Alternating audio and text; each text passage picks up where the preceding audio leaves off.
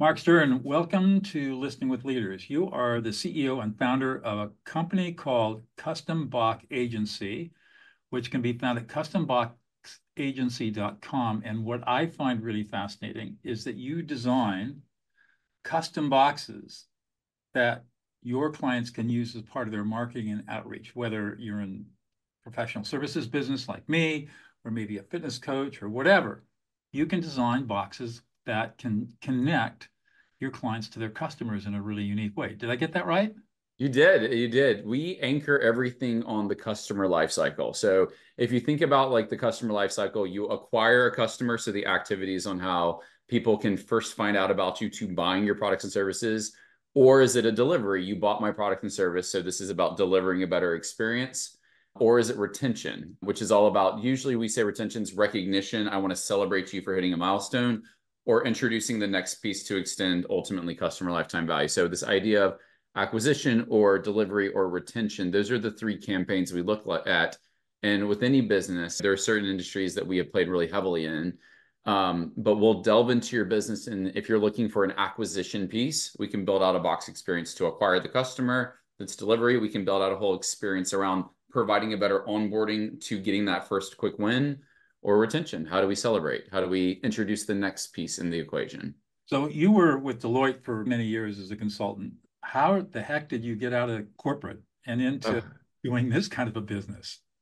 oh gosh, it's crazy because I grew up in Alabama, and I was told that there's one natural progression to happiness in life, and that is you graduate high school, you go to college, you graduate college, you get the job, then eventually you go back to grad school, and then you get the dream job and family, white picket fence, and life is great.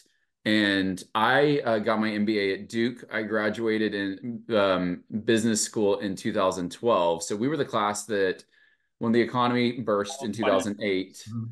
a lot of people lost their jobs in 2009. Typically, when people lose their jobs, what do? It's really easy to go back to school. So 2010, it was just a crazy time to be in that world, and they weren't really giving out a lot of scholarship. And so I graduated in 2012 with $165,000 in student loan debt, now with a minimum 2-year commitment to a consulting firm. So when I was at Deloitte, it was they own everything you produce in and outside the firm. So there was no, I want to be an entrepreneur with a side hustle, because the firm owned everything that you produce. And they did that as a result of what happened with the Enron scandal. They really were protective of the IP and the insights that you get access to. And so to answer your question, what made the leap? I went to a conference that I had no business being at. There's a company called Mind Valley. Oh, And sure. I know who I've been on a couple of their podcasts. have you? Yes. And so Vishen Lakhiani, and I came across it because someone recommended a book, which I was intrigued by the book, which made me like research more on YouTube. And then I came across this at the time it was called Awesomeness Fest. They've now rebranded to A Fest because I don't think people love the name Awesomeness. Right. But it was 250 entrepreneurs from all over the world coming together. And they're like, it's TED Talk speakers meet Burning Man parties. Right. And I'm like trapped in corporate America. I tried to get all my buddies to go, but finally it was just at a low point while in corporate America going, I have all this student loan debt, and I don't even know if this is the right path that I need to be on. But when I went to this conference, I knew no one, and it introduced me to the world of online entrepreneurship. I didn't even know it existed. And so this was in 2013. So when I was exposed to this, it was like the bubble of the world. I thought I was crushing it in corporate America, doing everything I was supposed to as a kid.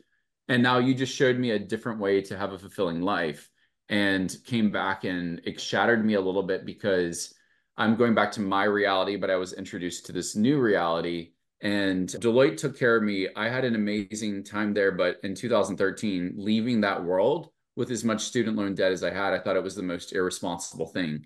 And there was like a mindset story in my head that took me till literally 2018 before I finally had the courage to say, I keep investing all this money in the online entrepreneur space. I keep going to the conferences, but I'm not diagnosing what's really going on. And what was really going on was, although I love my job at Deloitte, there was a disconnect between me and like the heart, the gut telling me that there's something bigger. And the pinnacle of it, and this is for me the biggest part, was when you're in that environment, you don't slow down. Your brain is just nonstop work, work. The only time you get to slow down is between Christmas and New Year's, because everyone takes off between Christmas and New Year's. And that Christmas, it was 2017. had this weird premonition that if I don't leave this job, it will kill me. And came back, and it was January 3rd of 2018. Had no idea what I would do as a business owner, but was like, you've had this desire. If I could release the energy of Deloitte or corporate consulting, I can free up the mental capacity to figure out what impact do I want to create. And that's where I put in my notice. And it was a 5-month notice just because I told the partner, I will stay as long as you need me to. I will finish out the project, but I got to move on. I've got to explore this. And Deloitte's wonderful in the sense of if you go out and explore and realize Deloitte is your forever home, they will always welcome you back if you're a good performer.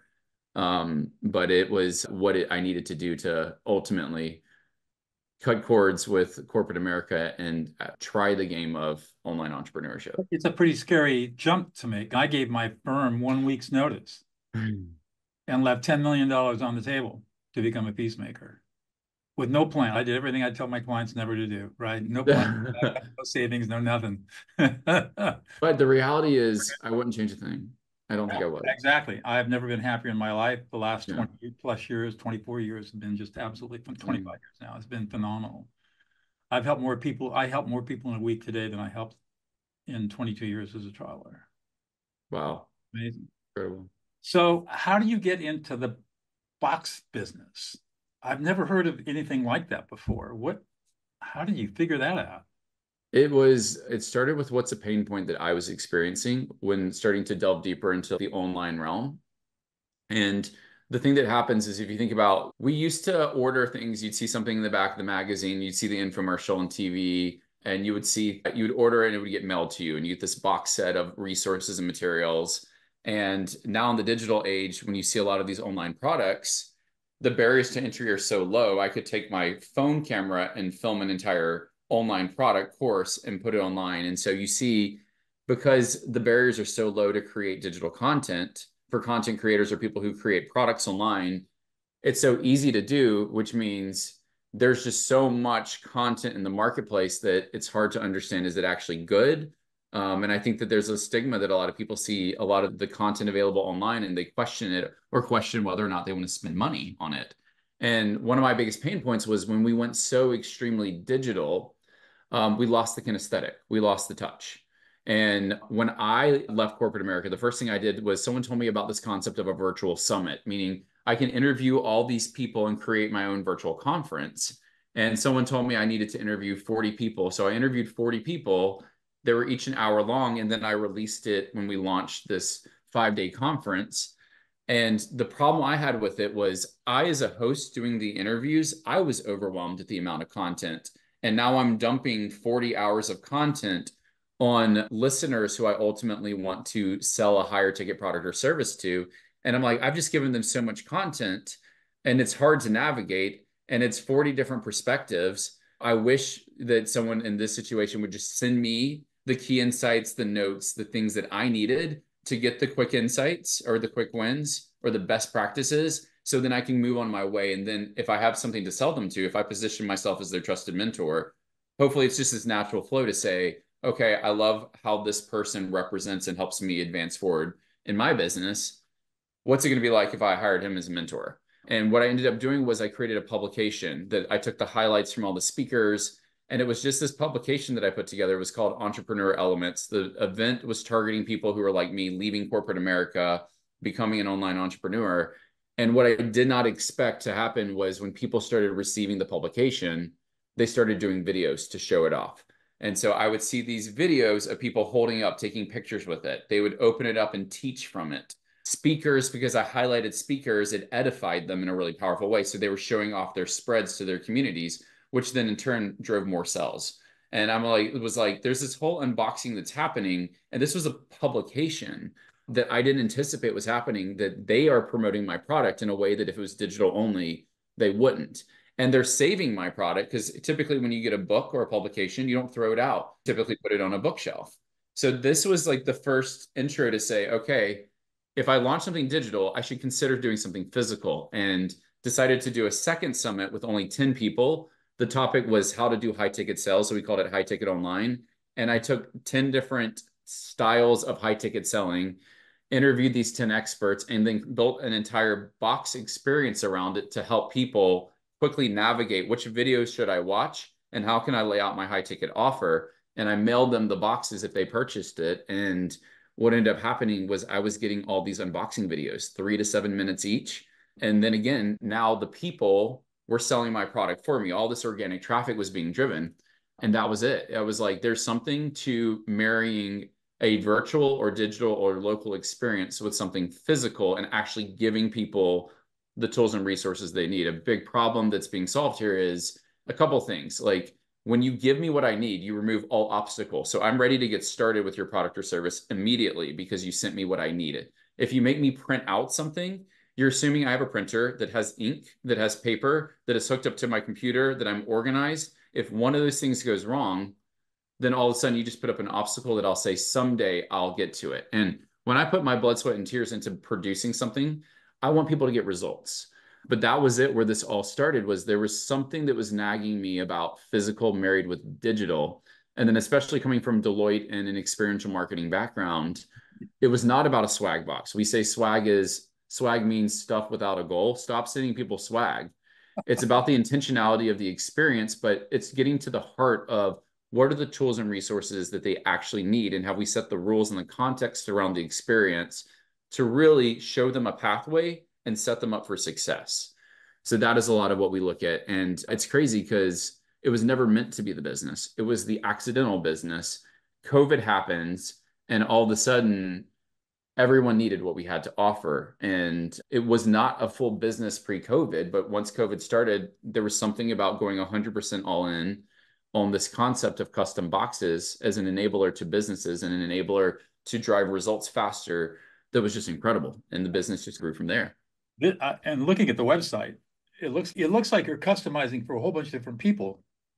But I'm wondering, is this cost prohibitive? Is it just for the people who can really afford a big deal, or do you have it dialed in so that it's pretty affordable? I guess it would depend on volume, how many boxes you buy, but So swag boxes is a comparison. Typically, I see about a price point of anywhere from $60 to $120 is what I see a lot of people spending on swag boxes. My happy zone with our boxes, we have, and a swag box may have 6 to 8 items in it. Our boxes typically have about 30 to 50 items in it. oh, A lot of it is because when you start to break down the experience and we look at the journey you take your customers through, and we segmented it out. And it's what do they need? But when it's organized, think about a board game. Like everything's inside the box, but it's organized in a way that's easy to navigate. right. And so with that, my happy zone is about $15 to $30 per box, especially when you're getting at scale, 500, 1,000 units up front. It does not need to break the bank, but I like that because I may send you a box when you join my program or buy my product or service, and on it may say that this is box 1 of 4. Whoa. I can create this open loop that all I'm doing is I may show you the map. If you're working with me for a year, if this is a multi-step program, I may show you, here's the journey you're going to go on, but you only have the tools and resources you need for the first part of the journey. So I'm trying to minimize overwhelm and just show you progress. If you feel the momentum of going through, then I can introduce the next piece, box 2 of 4. And all of a sudden, the spirit of collection, if you're actually collecting things, people want to close the loop. So that becomes a retention play because all of a sudden, if I want box 3 of 4 and 4 of 4, I know what I'm striving for. I know what I need to do because the story's clear in the box. You just painted a beautiful story for me that I'm going to want to close the loop, which means from a business perspective, you have to keep playing the game. What's the price point that most of your customers are selling at? It's a great question. And here's the thing. If it's an acquisition play, we have some people doing a free plus ship, meaning they're not charging anything for it. We have people that have 47 for challenges, 97. We have people that have masterminds that they charge $25,000 or $50,000 for, that they include it. Wow. And so the sky's the limit. It's just different strategies, whether it's an acquisition, delivery, or retention play. Oh. I'll tell you, for me personally, we're about to launch a product called 57 Hats. The whole premise of this is, as a business owner, do you understand how many hats you are wearing? Because the first part of delegating roles is, if I don't know all the different permutations and roles that I play, like if you're a small business owner, you may be the CEO, but you also may be the head of sales. You may be the website builder, the copywriter. You may be the scheduler for meetings because you're a team of one. But knowing that you're wearing all those hats, we built a whole system where we actually played off the concept of what would a CEO hat look like, or an administrative assistant hat. And they're all just fun depictions of it, but we're leveraging cards in a way that you can lay out and have a vernacular. So I'm using this as an example to say this product, to have this produced, our cost is under $5, and it's a beautiful experience. So we're going to be doing that as a free plus ship. It's a no-brainer as a free plus ship. But for other things, and that's the thing, is that if you are putting the Yeti mug, or this is why I don't love swag, when you put that branded swag, that's when things get really expensive. I'm like, I'd rather you leverage those types of trinkets as what we call a jewel, meaning I'll give you what you need, but if you hit a milestone, I may celebrate you by sending you the t-shirt. You don't get the t-shirt for joining my program or buying my product. You earn the t-shirt, and we may do a feedback loop. You may share your story and we collect a testimonial. And as a thank you, we'll send you the t-shirt, but you earned it. You went through a transformation. Right. It has different meaning than I just showed up and bought it and you Right. gave me the t-shirt, which I have no connection to. Wow. And stuff, again, goes to Goodwill. It gets thrown out. It gets left in the hotel. And if you're spending your money on it, spend it on the things that they actually need to be set up for success. Right. All right. So it's not only the box, it's the contents that go into the box that you guys are working on.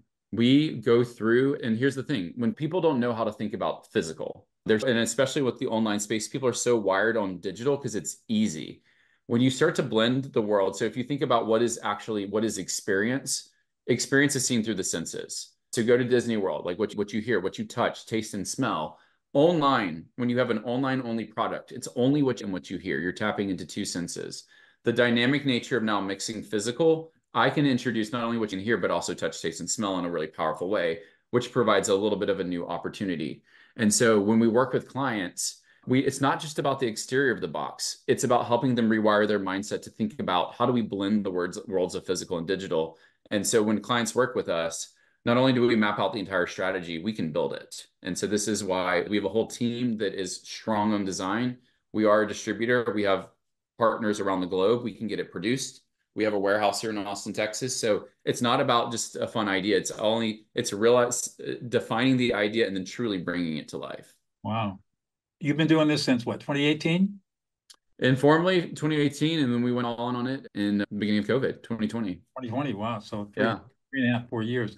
What is it that gets you up in the morning and gets you excited to go to work these days? Such a great question. I have the world's best team. I think that the one gift I will say is the product is incredibly intrinsically motivating because our clients that we work with all are very impact driven. They are highly motivated. They want to leave a big impact in this world. And so what's really cool is every single client experience and every single box we're building out is a different story. And it's a different story that when you see it hit market, to see the reaction of customers receiving this for me is one of the most exciting things about the world. But blessings of coming from corporate America before delving into entrepreneurship is it teaches you structure, discipline, respect, client service and client management, team building. And so I think that's been the thing that I came from a world that when people say that they're leaving their 9 to 5, I'm like, that sounds like a pipe dream. You have a 9 to 5, you can end your day at 5. That wasn't the world I came from. It was a 24/7. It was a nonstop. You're always on. If the phone vibrates, you're diving for it. To build a business in which balance is a key important do, because I don't want my team working after 5. I don't want my team working on the weekends. I want them to have balance and go spend time with their family, but I want them to be excited. It's just been so much fun to create a business that represents a lot of the heart of what's important to me. I'm going to pause just for a minute. Editor, make a note. My dog is. All good. Take it on. So what gets you up every day is you have the most amazing team. You are the one that created the team. So how did you go about doing that? I think this is one of those things that growing a business, one of the things they don't tell you is as the business grows, it evolves the culture in such a big way. And either people evolve or they don't evolve. Luckily, pretty much, it's funny because we're almost up to 30 people now, which is crazy. Wow. Most people have been there over 2 years. So since the beginning, we've really not lost people since growing custom box agency. A lot of the people that were there at the early days are still here today. And I think part of it is just you respecting the people, you supporting them, you letting them thrive, you providing the guardrails, because I don't ever want to see my team fail. My team knows that, and if something goes wrong, which is bound to happen in a growing business, it's not about putting blame. It's about diagnosing how it happened so we can learn from it and make sure it doesn't happen again, or we can at least put the processes in place to protect team and to protect client and protect the business. And so the tenets I think that we really look at are just around, at the end of the day, I don't care who did it. If something goes wrong, I just want to understand, can we repeat it Because if I can repeat it, understand how it happened, I can build the process to make sure it doesn't happen again. So that constant state of learning, I think, is an important thing. But I don't know. I'm easy to work with, and I want others to win. And so I think that may contribute to the culture, but it's also a culture that now that we're the size, that now that we're at the size that we are, how the team is very protective of the team as well. And so when we bring new people on the team, that cultural fit is so important because you want to respect that dynamic. Yeah, I don't know. I don't know if that's the best answer, but there's just a lot of respect that I think is important in a workplace. What you're talking about reminds me of the Athena study at Google. I don't know if you ever came across that study where Google commissioned some of its in-house psychologists to answer the question, why are the top 0.1% of our teams so incredible compared to everybody else? And the answer was psychological safety. When the leaders could create emotional and psychological safety, the team's performance just went off the charts. And as I'm listening to you, I'm hearing a lot of the elements of psychological safety created by you as the CEO and leader and founder are elements that are in there. Growth mindset, wanting to learn, not blaming, making mistakes as part of the process. Let's just make sure, let's see what we can learn from it. Yes. That is all part of that idea of making people feel emotionally safe. And when they feel safe, they have instant trust, loyalty, compassion, and they're able to collaborate and cooperate rather than fight. And I I'll think, tell you this. I didn't mean to cut you off. no, go ahead. It's the one of the best things I ever did, which I was nervous about doing. And looking back, and I can't stress this enough, at the early days, I did a team retreat where I flew the core members of the team to Austin, Texas, where I live, and we rented an Airbnb. And for me, it wasn't like we were still really small. That was such a big expense for me because I'm taking on the cost of flying. I think it was 8 to 10 people to Austin, Texas, and putting them in an Airbnb, not knowing what would happen. But one of the things that we did was we were starting to revisit our process at the time and how we were delivering to clients. And my integrator at the time, she's like, Mark, stop talking. We got this. And she's, I want you just to sit down and just provide guidance and support. And so I was like, okay. And to watch them step up and start to define the business process, that I'm a process strategy and ops guy from Deloitte, to see them start to take ownership of it. I don't know what happened after that retreat, but the business was never the same. The team was never the same. And all of a sudden, it was almost like just letting them be a part of the co-creation of the business was so transformative that we've done so many retreats since. And it's not me evolving the business, it's the team evolving the business. And I think that is one of the things that if they feel like they are part of the story and a part of the creation, the way that they took responsibility for something that started as a silly idea for me has been absolutely transformative in so many ways for the business. Wow. Yeah. So what is it, Mark, that you think that's unique about you, that you bring to the business that's made it so successful? I think I'm easy to work with. I think I embark on my own line of curiosity. For me, part of a lot of where this business has come is I love a good puzzle. And if things are simple and easy to figure out, it's not challenging enough for me. And I think that was like coming from the corporate American world is I like a good challenge and I like to know that I can delve deep and get to the solution. And as I was building out Custom Box Agency, I never thought it would evolve to be what it is today. I thought we'd be something I didn't know what I thought this would turn out to be. I didn't know that I was creating this new blue ocean for what we were doing the way we did it. But I think that part of it is you've heard the term "you're only as good as your weakest link," Right. which in many different facets is a fascinating concept to me and has been a big growth opportunity both internally and looking at the business because I use that principle in so many different ways. And when I was looking at a lot of the partners that we had to rely on, we want to be world class. We kept on partnering with people who wanted to be good enough. So if I partner with people who want to be good enough, the best I can be is because they're controlling a part of my business. And so part of the curiosity element would be if I'm truly serious about growing this business, then this piece needs to come in house. Like fulfillment was one of those areas that intimidated me. How do you start a fulfillment center? How do you start to set up and manage inventory? How do you start to distribute and get things out to the customer so it can get delivered in a timely manner?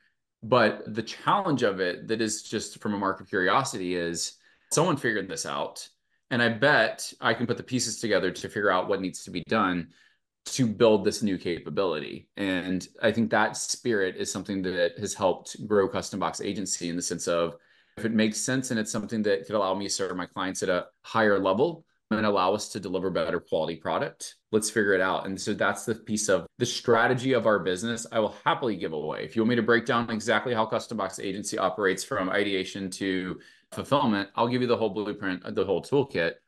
The question is, are you going to want to figure out the puzzle to put all these pieces together in the capacity to be able to play this game? And so that's where I get excited is the more complex, it's like eating candy to me because I don't want it to seem complex to my clients. I don't want it to seem complex to the team, but as long as we assemble it in a beautiful way, it could be seamless, even though the back end how we got there is a lot more complex. And that's what excites me is simple is boring. And if it's a good puzzle, I get excited.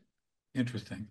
You said something, I want to turn just for a few minutes to listing. You said something earlier, a few minutes ago, about the first retreat you had when one of your people got up and said, hey, Mark, we got this. And you had to learn how to listen and evaluate. How did you, instead of being in charge, you had to back off and listen and learn. How do you manage that?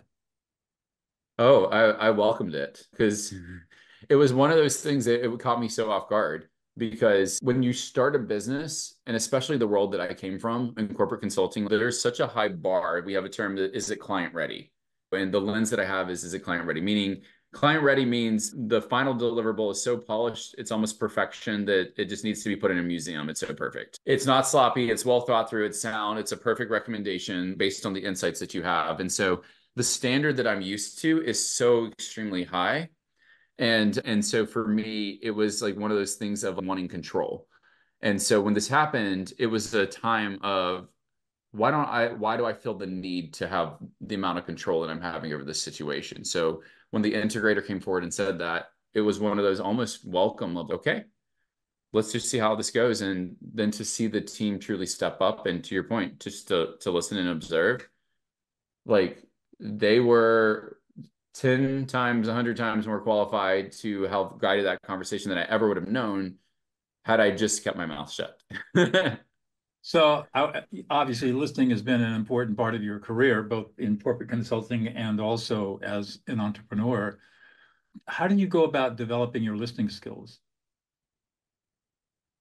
Good question. I would think about so the ways that when working with teams or different departments in our organization, I love to, when they present a challenge, I love to put it back on them and just see how would you address this? And just listen to how they would start to break down. I think one of the most powerful things when I was in corporate consulting was sometimes I just need you to demonstrate thinking and just show me how you're thinking through a problem, not here's the result.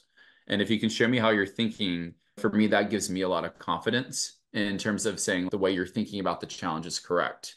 Because when people don't demonstrate thinking, for me, it's just a missed opportunity for growth on both sides. And so I think that's one of the things that I get excited about is I don't want the team to be dependent on me for solutions, all solutions. And the reality is when I put it back on them, they have the right solution or they have better solutions than what I was thinking of. But part of it is just having them demonstrate thinking and the power of just demonstrating thinking. And that for me, from a listening perspective, is now there's just certain people on the team that they may for a second guess how they're approaching a problem. But then part of it is just as they break down how they're thinking about it, the validation that I could offer just makes them stronger. And it also builds more confidence in me and their ability to step into their role or step into their leadership. Validating others, another really important leadership concept that most people miss. Mm. One more question, I'll let you go. What's one thing about yourself, Mark, that we would never know about unless you revealed it to us? One thing about myself that you would never know unless I revealed it. When I was born, my feet toed in pretty badly. And when you're from Alabama and everyone wants to play for the Alabama football team, I tried to play sports and would trip over my feet. I wore braces on my legs as a kid. And I had a belief at a young age that I was never meant to be an athlete. And it took me until I was in my 30s that I set a simple goal just because I didn't self-identify as being an athlete, that I wanted to do a 5K a month for 12 months straight. And I wanted the medal and the t-shirt to showcase that I did it each month, which after 4 months led me to getting exposed to something called a Spartan race. I don't know if you've heard of Spartan. No. It's an obstacle course race in mud. So Oh, you're running in mud doing these obstacles, I've heard of it. and never thought in a million years that was someone I didn't like. I signed up for it because it was a Groupon. I'm like, it's a 5K. And then started to get closer to the date and researched it and was like, this is not me. These are athletes. I don't look like them. I'm not them. And so the thing I tell you that a lot of people don't know is I embrace something that I never thought was my identity. I had such a great time that they have this thing called the trifecta. So you do the 5K, and then you have to do the 10K, and then you have to do the half marathon, which I didn't identify as an athlete or a runner. And the rule was you had to do all three in the same calendar year to get your trifecta. And in 2015, after doing two of the races, I was like, I have got to get the third one. And so the thing that people may not know about me is a lot of people see that I do a lot of obstacle course racing. I'm doing another half marathon beast in Hawaii in August. And that's going to be, I think, my 20th Spartan race and my fifth trifecta. But to like the second that I did my first half marathon, it was this like overwhelming emotional time of realizing that I am capable of more than I ever thought. And I am an athlete, and I'm seeing these pictures of myself in this new identity. And now having done it as many times, so people may not realize initially the struggle I went through and the transformation by embracing something that I thought I was never capable of, that you realize that we're capable of a lot more than we ever thought. So Absolutely. You wouldn't know that I was born crippled, two club feet, blind. you, Yep, bad teeth, partially deaf, and left-handed. And today I'm a level 3 certified ski instructor, aircraft and helicopter pilot, whitewater rafter. Used to do a lot of rock climbing and mountaineering. Don't do that anymore. I'm 73 years old. are you still left-handed? Are you left-handed? Yeah, I'm ambidextrous now. I play jazz violin. Uh, Yeah, exactly the point that you made. We have no idea what our capacity is until we go out and overcome that which is put in our way. that's And fine. That's crazy. That's amazing. yeah, I get it. Mark, this has been a great conversation. Thank you so much for your time today. It's been really a joy getting to know you. You too as well. Thank you, Doug. Absolutely.